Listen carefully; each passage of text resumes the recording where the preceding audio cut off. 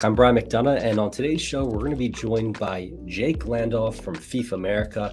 If you guys are new to my channel, then make sure to subscribe, hit the like button to cover all things U.S. men's national team, U.S. soccer, as well as the beautiful game overseas. With that, I'll bring Jake on for today's preview. Jake, what's going on, man? Yeah, not too much. Just looking forward to these games. I feel like even though we had a big break in the winter window coming into the January and February games, I feel like waiting for these games has taken a long time. They're finally here. They're finally here. Obviously, the roster dropped. Everyone's well aware of the individuals who missed out on the roster. And Jake, let's start there. Actually, I kind of want to preview what your projected starting 11 is against Mexico. I'll bring up my projected right now, and then we'll dive into the matches, talk about each opponent, and we'll keep it short. Everything you guys need to know before these upcoming 3 matches for the USMNT. Yeah, definitely. And I guess for me, to keep it simple with Mexico, I'm not necessarily looking for a specific starting 11. Okay. I'm more looking at it from a principle standpoint. I think everyone is pretty agreed upon that Tyler Adams should not start that game because he is on a yellow card accumulation. Basically, if he gets another yellow card, he'll be suspended for the game against Panama. And the way the math all works out, blah, blah, blah, the Panama game is way more important, at least to the U.S. qualifying chances than the game against Mexico. So there are a few players on the U.S. that basically do something that can't be done by their backup. Mm-hmm. Tyler Adams is one of those. Weston McKennie is another who is injured and not with the team. And I would also say Serginho Dest is another one who also hurt his hamstring. So for me, the principle against Mexico is don't start Tyler Adams and probably don't even play him at all. And don't play Christian Pulisic more than 45 minutes. Keep him to his best and freshest to play against Panama. Outside of that, I really feel like the team is set up in a way that no matter who plays, they can get up for this Mexico game. They can take it to them. Mm-hmm. People are expecting a result. I feel like in the community, all the stuff that I'm reading on Twitter, the videos that I'm watching, I feel like people are expecting at least a point in the Azteca. It is reasonable to expect that. And at the same time, I think it's going to be very difficult. And people are probably expecting a little too much out of that game. All 3 of the games that we beat Mexico over the last year, they were played in the United States. 2 of those went to extra time. So it's not going to be easy. I don't think anyone is believing that it's going to be easy, but I'm more of the mindset that like we can get a point or we could win in Mexico, but I don't necessarily see that being the likeliest outcome. And okay, that's the main thing right now. I know Vegas has the odds, if anyone listens to Vegas, a 27% chance that the US will win down in Mexico. I mean, projected lineup wise, if you're sitting Tyler Adams at 6, who would you start over him? Yeah, I think Kellen Acosta can do a fine job. He also is with a new team at LAFC and MLS. In the time that I've watched him in the Gold Cup, Nations League, all of those games, he's a weird player where it's like he is very he should be a consistent player in terms of his skill set and his abilities. And at the same time, when he plays for the national team, he has really incredible games. And then he has some games where he's just invisible. So I hope that if Acosta plays in this game, and I feel like it kind of depends on who is around him. So my midfield for that Mexico game is probably Kellen Acosta at the 6, Yunus Musa as an 8, and Luca De La Torre as the other 8. Okay.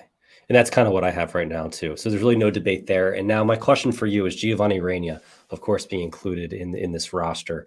I'm bringing him off the bench. Where do you see him fitting? He was listed as as probably more of a winger, in the position as far as Berhalter, the way he plays him. But I would rather him in the midfield.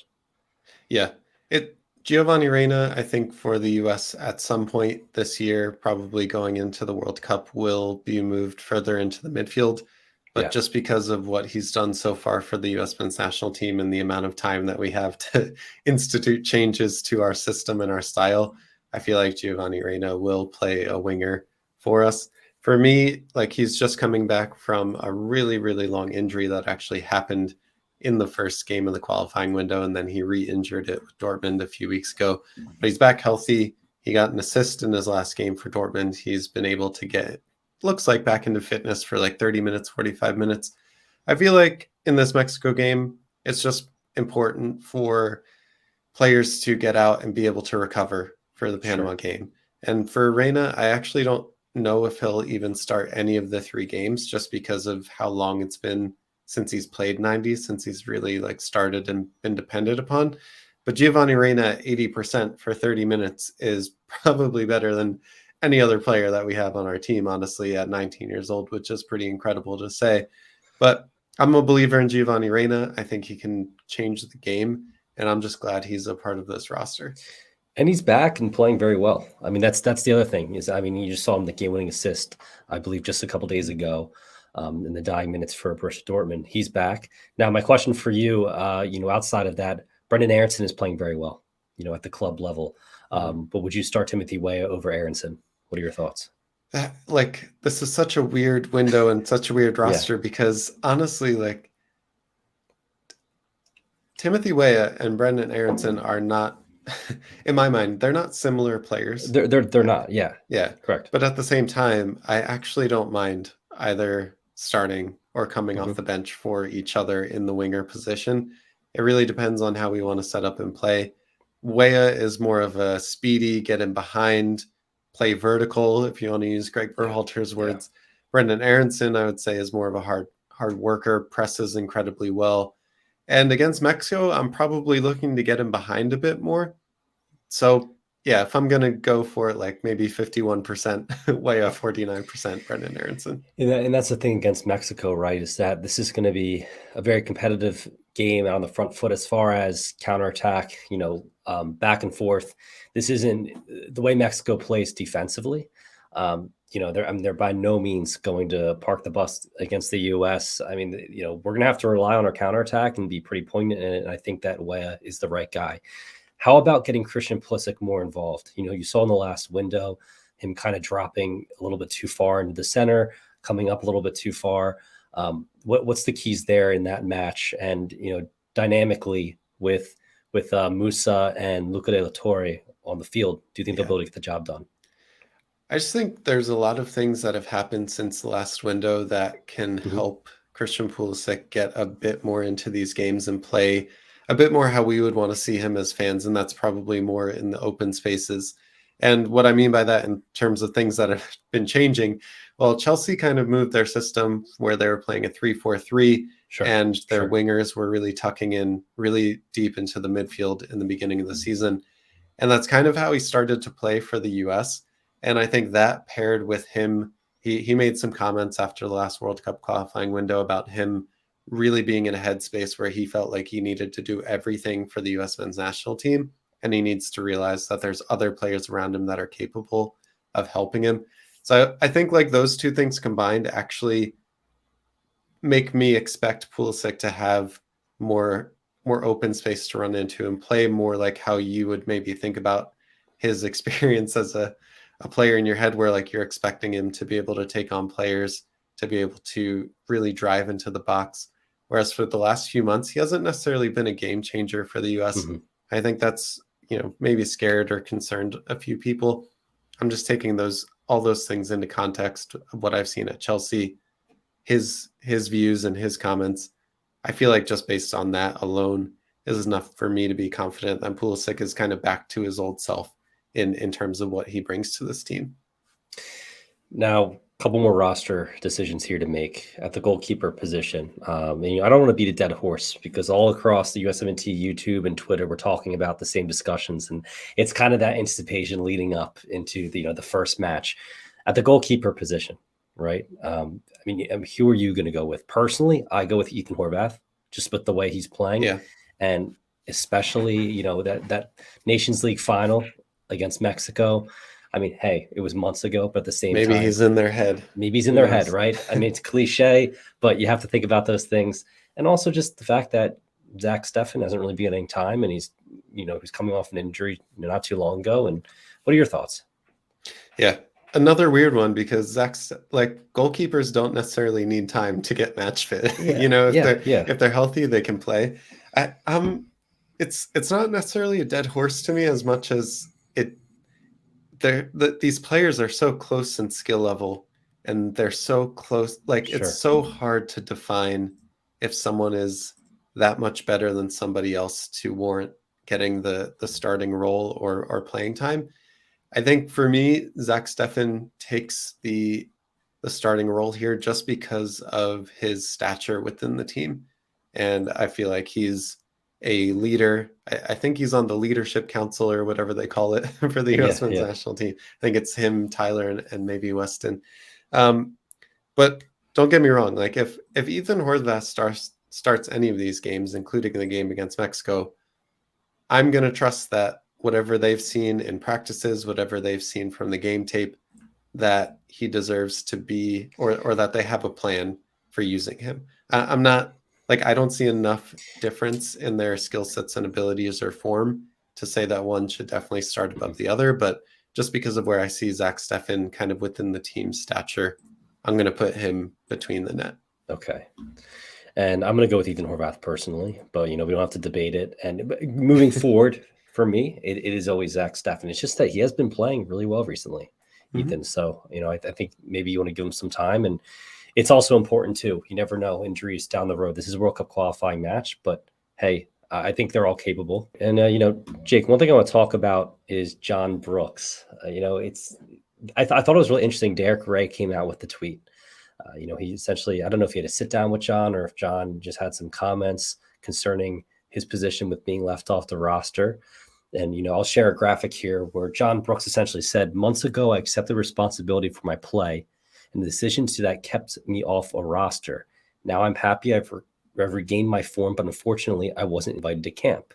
I accept this as the coach's decision, but I won't accept that I can't change this before the final World Cup roster selections. There should be no questions about my desire to play for this team.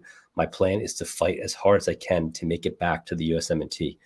John Brooks also went on to essentially state how, it's the American attitude to fight back and to overcome any adversity or challenges. Where are you at right now with this? I want to hear you personally, your thoughts. I guess Walker Zimmerman alongside Miles Robinson will probably be the two center backs in this group. But I want to hear what you think. Yeah. I mean, first of all, I don't think anyone can question John Brooks's commitment to this team and to America in general. I think on his elbows, he has tattoos of Illinois and Berlin, his two kind of parent lineages. So they're like, you're an idiot if you're concerned about John Brooks's commitment to the U.S. men's national team. One thing that is like, again, just such a weird roster because even people like Aaron Long or Eric Palmer Brown, who a lot of people have issue with or be surprised about, especially in terms of Eric Palmer Brown. James Sands is another name that made the roster. I feel like this might be controversial. I don't know. I feel like all three of those names that I just stated are worthy and good enough to have value on this team and to provide value to the men's national team. But that's not to say that John Brooks shouldn't be ahead of them. So basically, to sum that up, I feel like John Brooks should be on this roster, but I'm not going to take away from the others that are on this roster because I actually feel like they have been able to make the case for themselves. And I am a fan of basically all three of them. I just feel like, I think in essence, what's happening with John Brooks is that he's such a personality on the team. And if he's going to be third or fourth in the depth chart and you're not going to start him, then it's probably just not worth having him on the roster anyway. But his comment around like, I've regained my form and it's the coach's decision.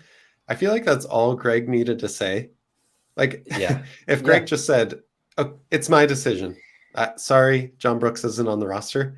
I would have respected that more than to say like he needs to tweak his games in certain instances.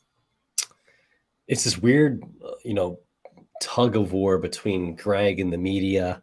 And especially, the Twitter USMNT media. I'm sure he's well aware of, people's thoughts out there about him. I think he's well aware of what's being said about him behind the scenes. He's protective about his reputation, and I think he's a little bit, hesitant to go too far into his decisions, which you can see. Because we're getting to the point now with soccer in America, especially at the USMNT level, where we're criticizing our coaches and we're criticizing selections, and this is where we want to be at this level, at the club level too, at MLS. Right now, it's starting with the USMNT, and it's right. So everyone should speak their mind, of course. But I think, of course, we all agree that John Brooks should be on the roster. Now, I kind of want to talk about the standings here real quick, and then we'll jump into each match. The U.S. men's national team is sitting right now at number 2 behind Canada with 21 points, having played 11 matches. Of course, this upcoming window will feature Mexico, Panama, and Costa Rica. Panama being at home in Orlando, Costa Rica being away. I'm pretty sure it's 4 points is really what they need in order to qualify. How do you see this shaking up? Yeah, I think we should be confident the U.S. is getting 4 points this window. The thing is that the 4 points needs to come with a win against Panama. Three of those points need to be against Panama, because that essentially is a 6-point game. You can say all you want about us we shouldn't be in this position in the first place, but the fact of the matter is we are. We have to go to Mexico and play in Azteca, a place that we've never won in qualifying. We have to go to play Panama, a game where we were in Panama. I don't know if we were ineffective or they played us off the pitch, but it was not a pretty game. And I feel like I am expecting a win against Panama. I'm expecting that game to not necessarily be a full match for the 90. We should be putting that away early. And at the same time, I know that CONCACAF, even at home, it's never easy. Panama, though, is not a team that plays very defensively. If you've watched any of their games, including the one against us in Panama, they aren't necessarily a park the bus team. So it should be an open game. Panama also needs the points to qualify. So that's another thing to consider. And that's also something to consider with Costa Rica, albeit the table will be very different by the time we play Costa Rica. So my expectation is we get 4 points, probably from the Panama and Costa Rica game. But man, if we need points going into that Costa Rica game and some other results to go our way, it will feel like that night when we went to Trinidad and Tobago all over again. I agree. And we know Costa Rica is not easy to play. I'm not sure if they're playing at Saprissa Stadium. I think they are, but they have a new turf and a new field. It's a little bit different of a field than it used to be. Now, a better one. a better field for Costa Rica, you're saying, or for the U.S.? It's not the CONCACAF fields of old. Exactly. I would expect it to work in our favor, actually. And going back to the game against Mexico, I think it's absolutely critical that we go for 3 points. So you were saying that you would 100% rest Tyler Adams in that match, that you would not start him. Yeah, it's like, I'm not saying the points against Mexico aren't important. I'm just saying that the points against Panama are objectively more important to us. But like, it's a pride thing too, right? Like we don't want to finish below Mexico. We don't want to lose against Mexico and basically punch their ticket to the World Cup. That would feel pretty bad as a U.S. men's national team fan, especially after the other 3 games that have happened over the last 18 months. But at the same time, like I was hurt when we didn't qualify for the 2018 World Cup. That feeling after that. What were you doing when they did not qualify? I feel like every USMNT fan remembers where they were. I was at a work conference. Okay. In my hotel room, trying to stream it from my phone because the hotel bar didn't have the channel. It was on like BN or something. Yeah. And I felt so terrible. I had a migraine headache. I was traveling to Italy the next morning.